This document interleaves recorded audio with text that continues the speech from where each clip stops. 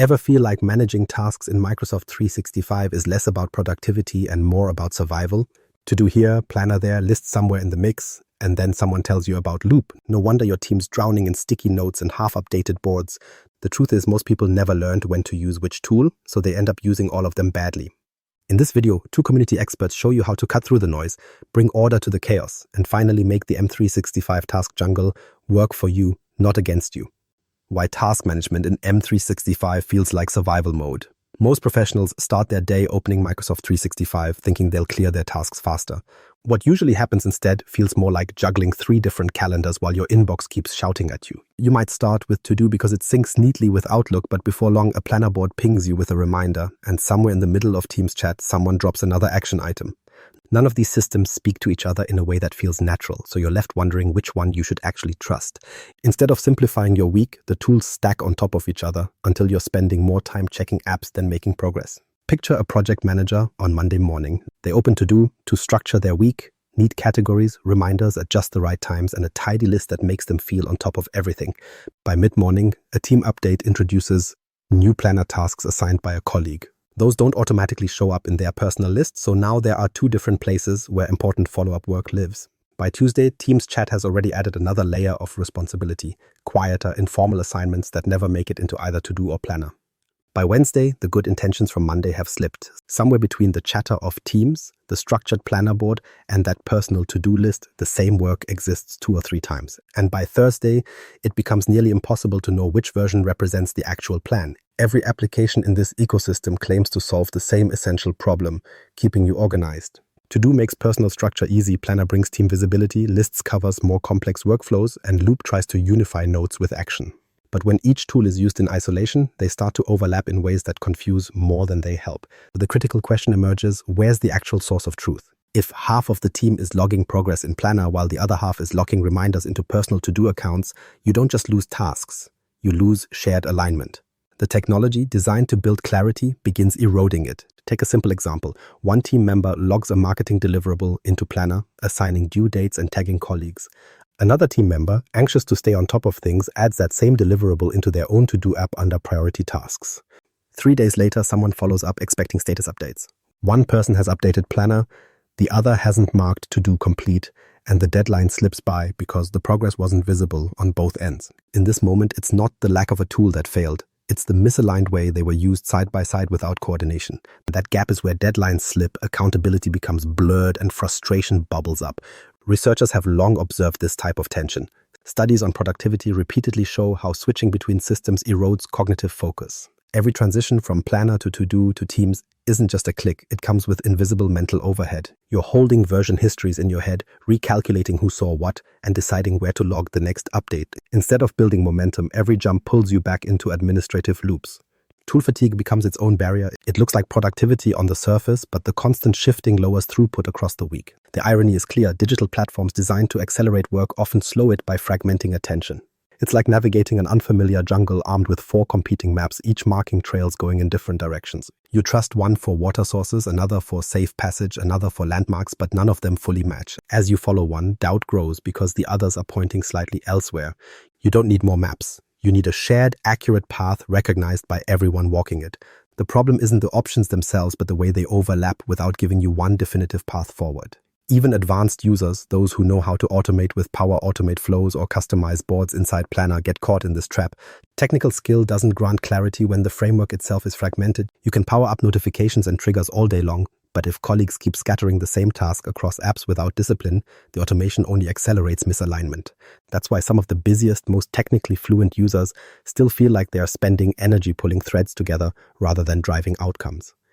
This is where the story usually turns. Teams begin asking if one golden tool can rule the rest. Spoiler, it's not that simple. The truth is Microsoft 365 doesn't lack capability. What it lacks is consistent adoption patterns. Task chaos isn't born because the apps are weak, it's born because apps overlap in ways they weren't meant to cover. A single tool rarely fails. It's the interaction between them that creates noise. Recognizing this distinction explains why the same platform produces clarity for one group and pure chaos for another. And that brings us to the next critical question. What happens when a tool that's supposed to make things easier actually works against you? When it stops being an ally and starts becoming your biggest obstacle? That's exactly the trap many teams fall into when they treat To-Do as their one-stop solution. when to-do stops helping and starts hurting. To-do is marketed as the clean, simple way to manage your day. On the surface, that's true. It takes everything swirling in your head and gives you a straightforward list you can check off. The trouble starts when it leaves the personal space and gets pulled into team collaboration. What was designed for clarity suddenly starts multiplying workloads. Instead of reducing friction, it creates a shadow system of hidden tasks no one else can see. You feel more organized, but your team is left wondering why they're missing pieces of the big picture. A lot of people genuinely love to do when it comes to handling their own focus tasks. The appeal is easy to understand. Custom lists, reminders that sync across Outlook, quick mobile capture when something pops into your head. It's the digital evolution of jotting a task on the back of a notebook. You own it and you know exactly where to find it. As long as it stays in that lane, to-do is brilliant. The trap appears when organizations treat it as a substitute for planning tools that were designed to be shared. Suddenly, every person on a project team keeps their own version of what needs to happen. The illusion is that all bases are covered. But the reality is that tasks have disappeared into private silos. Imagine a project leader calling a weekly stand-up. They ask for a progress check on deliverables that are supposedly mapped out for the next sprint. Half the team points to Planner or a shared board inside Teams, while others glance down at their to-do apps that contain updates nobody else can see. The leader hears a mix of confident nods and awkward silences because, in truth, the full scope isn't visible in one place. Even worse, those invisible tasks might be critical steps, but they're only documented in personal lists. From the outside, the project looks under control, but below the surface, progress is fragmented. The team starts chasing status updates instead of moving work forward. Research into productivity patterns makes this even clearer. Reports consistently show that collaboration software often fails if visibility breaks down across different tools. A big part of that failure isn't the absence of technology, but the way tasks get locked into individual spaces. The human brain isn't great at reconciling scattered systems, and once important information goes underground, the coordination gap spreads. This doesn't look like chaos at first glance. It looks organized because each person can point to a tidy personal app. But when no one else has access to those nodes, coordination slows and deadlines pay the price. It's the equivalent of keeping your entire project plan scribbled on sticky notes tucked inside your own notebook. You know exactly where everything is, and you feel a sense of control when you flip through it. The problem is that no one else can see those notes. If you miss a meeting or hand the project off, the details vanish with you. To-do provides that same comfort. It creates a neat system on your device, but doesn't naturally extend into a shared source for team execution. If the work depends on multiple people, the risk is obvious. Duplication, blind spots, and tasks slipping through cracks. This raises the real question: when does to-do make sense, and when is it being pushed into the wrong role? The answer lies in separating personal accountability from collective visibility. To-do should be the place where you line up your priorities, offload the mental clutter, and make sure your own deadlines don't slip. It's also great for syncing flagged emails directly into a daily list or linking calendar reminders to concrete tasks. Where it shouldn't be used is as the central nervous system of a project. The moment an effort requires multiple eyes, multiple contributors, and a living status report, to-do no longer scales. The strength of to-do is individual prioritization. The strength of a team tool is shared visibility and accountability. Mix them up and you end up with projects that look fine until you realize half the work was invisible. Keep them in their intended lanes and the combination starts to feel much more logical. To-do clears your head and drives your own focus, while Planner or another structured environment becomes the canvas where the team operates in full view. And this is where it gets interesting because Planner often sits in tenants unused or underused, dismissed as an afterthought. Yet Planner is designed to handle precisely the gaps to-do creates. The overlooked strengths of Planner can transform how teams work if they're actually used. The hidden strengths of Planner most teams miss. A lot of teams glance at Planner and shrug. It looks familiar, almost like a Trello clone with buckets and cards, and so it often gets written off as a basic board that doesn't bring much new to the table. But when you stop treating it as another sticky note wall and start using the features that sit right under the surface, Planner becomes something much more useful. It can take scattered updates and turn them into a shared accountability system that actually keeps projects moving instead of slowly drifting. The challenge is that most people never get that far, so Planner ends up abandoned after the first board loses steam. That abandonment story is common. Someone on the team gets excited, spins up a Planner board, sets a few buckets, and assigns tasks. For the first few weeks, people log in and update their cards. Then the rhythm starts to slip. A few tasks go unchecked, a deadline passes quietly, and before long, the board turns into a snapshot of what the project looked like 2 months ago. The blame usually falls on Planner itself. It didn't work for us. But that misses the point. What failed wasn't the tool, it was the way the team treated it as a casual experiment instead of the place where task management actually lives. The reality is Planner holds a lot of capability that rarely gets used. The core strengths, task ownership, date tracking, and priority settings aren't new ideas, but in the Microsoft 365 ecosystem, they connect directly into Teams, Outlook, and To-Do in a way that can anchor work in one place. Assign a task in Planner, and the assignee sees it in Teams without needing to jump to a separate platform. Mark it complete, and updates roll up automatically. Instead of juggling reminders across multiple apps, Planner becomes a single board where everyone can see the same truth at the same time. The magic isn't the interface, it's the integration. Take a campaign launch as an example. A marketing manager assigns design tasks inside Planner, adds dates, and drops checklist subtasks into each card. The designer doesn't have to guess what's coming because the work shows up in their team's environment like any other message or alert. Meanwhile, leadership can open the timeline view and instantly gauge how close the team is to hitting milestones. No need to chase emails or ping colleagues for progress. One glance shows it. That's the difference between treating Planner as a casual board and using it as the actual schedule the team follows. The link between structured planning and results isn't just anecdotal. Organizations that adopt a clear team-level task tool consistently show higher on-time completion rates compared with groups that rely on personal to-do apps. The reason is straightforward. You lose less time with visibility gaps when everyone works out of the same shared source. And visibility doesn't just mean seeing the task list. It means having priorities, responsibilities, and due dates aligned in front of everyone in real time. That's what breaks down when boards are abandoned and why Planner deserves more credit than it typically gets. Think of it like a GPS system for your project. A map drawn in your notebook is nice for you, but it won't help passengers in your car. A GPS works because everyone shares the same route, knows the next turn, and can see the estimated arrival time. Planner plays that same role. It's only useful if everyone is actually following it. A single person updating their lane isn't enough. It becomes powerful when the entire team agrees that this board is the route you're traveling together. That's how duplication and blind spots finally stop getting in the way. The real secret is that Planner isn't meant to replace personal productivity apps. It's built to be the hub where collective progress is tracked. To-Do might make your own week feel under control, but Planner makes sure your colleagues can see the plan without needing to ask you 12 times. This distinction is what separates scattered teams from those that can actually deliver on time. Planner excels where To-Do falls short, at the team level, in the open, with accountability and transparency built in. But not every project comes down to visibility of tasks and timelines. Sometimes what you really need isn't another board for deadlines, but a system that logs details with fields, approvals, and structured data. At that point, a board like Planner starts to feel too flat. That's exactly where Microsoft Lists begins to stand out. When Lists outperforms To-Do and Planner, Lists isn't the first app that comes to mind when people think about task management. Most people reach for To-Do or Planner because the interface looks familiar and lightweight.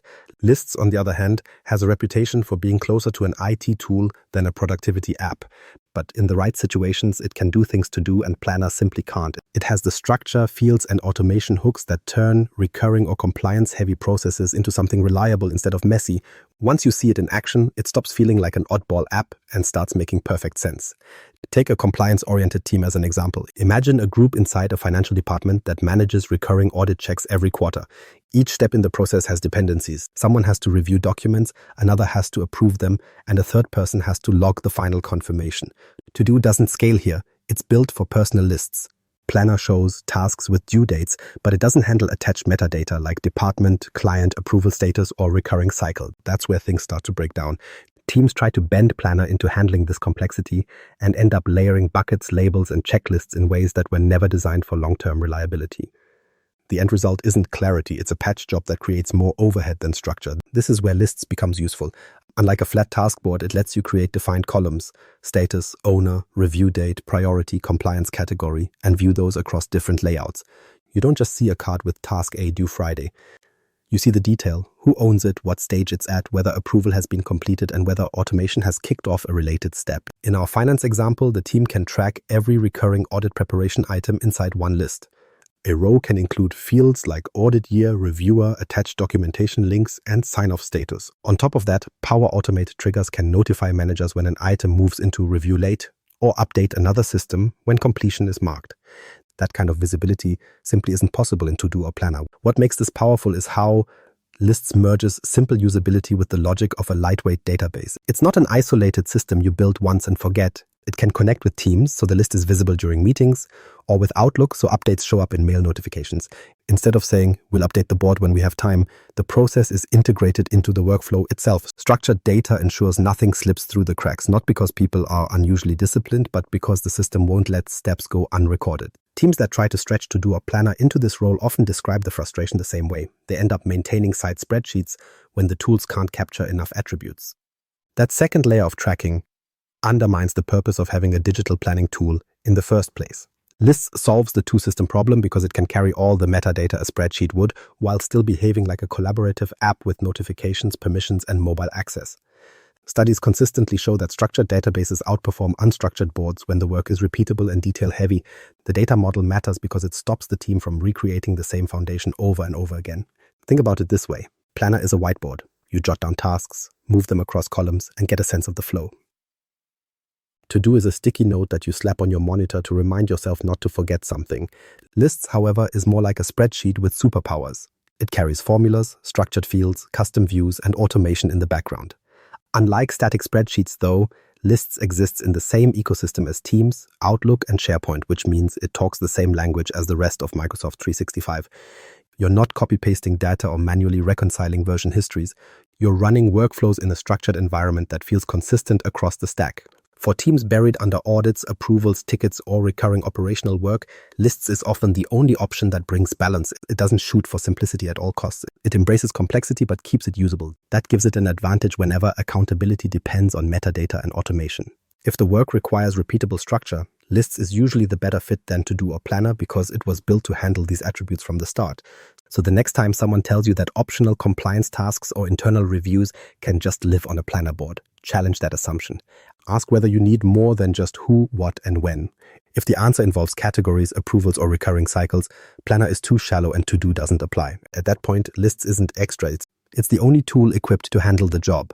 But structure isn't always the missing piece. Sometimes the gap isn't about columns and metadata. It's about capturing fluid ideas in real time and carrying them forward without losing context. That's where Microsoft Loop steps in, promising collaboration without borders. Where Loop fits without creating more confusion. Loop looks impressive when you first see it. Fluid components, real-time updates, and a design that feels modern compared to some of the long-standing Microsoft tools. But here's the hesitation most people have. Do we really need another app layered onto the already crowded workspace? At first glance, it feels like yet another panel to click into, another container for notes and half-finished tasks. Without a clear purpose, it risks being one more distraction. The key is figuring out whether Loop reduces friction or piles onto it. Picture a distributed team running a weekly brainstorming session in Teams. The chat streams fast, ideas are coming in from different directions, and someone suggests 3 or 4 follow-up tasks. In the old routine, those items might get copy-pasted into Planner later, or each participant makes their own to-do entries. The problem is obvious. Nothing connects. Half the items get buried in chat history, the rest get retyped into other systems, and by the end of the week, people still argue over what was actually agreed on. Loop promises to shut down that problem by acting as the in-between capture layer. Instead of relying on memory or screenshots, you can create a Loop component, drop action items directly in it during the discussion, and everyone sees the updates in real time. Without Loop, that same meeting often turns into detective work afterwards. Someone scrolls up the chat, someone else opens their inbox trying to reconstruct tasks that were emailed, and a third person updates Planner manually.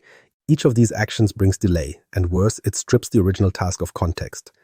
A one-liner like Draft Deck Friday makes less sense 3 days later when you can't remember the reasoning or the dependencies discussed in the call. Loop bridges this by binding the original conversation with the task record. You don't just see the outcome, you see it emerge in real time. In practice, this changes how teams capture momentum. A remote meeting that generates 10 ideas can immediately convert half of them into actionable items inside Loop.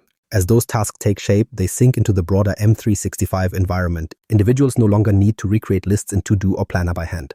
That doesn't just save time, it reduces errors. It also saves the team from second-guessing whether the right version made it into the system later. That continuity has been one of the main points highlighted by early adopters. For groups that were losing an hour after each meeting just reconciling notes with action points, Loop cut that gap down to minutes. Feedback from these early users suggests the benefit is less about Loop replacing To-Do, Planner, or lists and more about stitching them together. Tasks that start loosely during a brainstorming call can flow into structured boards without losing the original context. It stops the meeting from being a one-time event where ideas either vanish or become disconnected. Instead, the conversation and the follow-up live in the same thread of continuity. Teams report smoother handoffs, fewer "did anyone capture that?" in moments, and faster transitions from chat to execution. Think of Loop like connective tissue in the human body. It doesn't replace organs. The brain, heart, or lungs still do the heavy lifting. But connective tissue holds those systems in place and makes them function together in sync.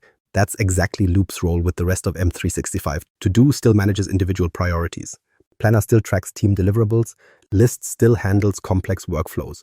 But without something like Loop, the flow between them requires constant manual attention. With it, those parts feel anchored into a more natural system. Of course, the obvious concern is whether Loop is hype that just adds another tile to the app launcher. Critics ask if it introduces more complexity instead of less. That's valid. Another tool in the mix could easily make things worse if it's used without thought. But evidence so far suggests Loop works best not as another silo, but as a capture and connect layer. Its purpose isn't to compete with Planner or To-Do. It's to make sure tasks created in the moment don't vanish before they ever reach them. So where does that leave us? When used carefully, Loop closes a gap that no other M365 app covers well. It doesn't try to own the whole workflow. Instead, it carries the baton from unstructured collaboration into structured execution. And that's a function many teams have been missing without realizing it. Having walked through the mess of pre-integration chaos and now seeing how clarity emerges once the right roles are assigned to each tool, the bigger picture comes into focus. What matters most isn't collecting apps, it's understanding how to make them complement rather than collide. And that's what the task jungle in M365 ultimately boils down to. Productivity in Microsoft 365 isn't about collecting more apps, it's about being deliberate with the ones you already have. Each tool solves a different problem, but used in the wrong place, they overlap, compete, and create noise. The real win comes when To-Do handles personal focus, Planner drives team visibility, Lists manages structured, repeatable work, and Loop ties it together during collaboration. So here's the challenge. Map your workflows. Don't default to the simplest app. Choose the right one for the right job. The task jungle is real, but with Cap and Magic guiding the path, clarity finally beats chaos.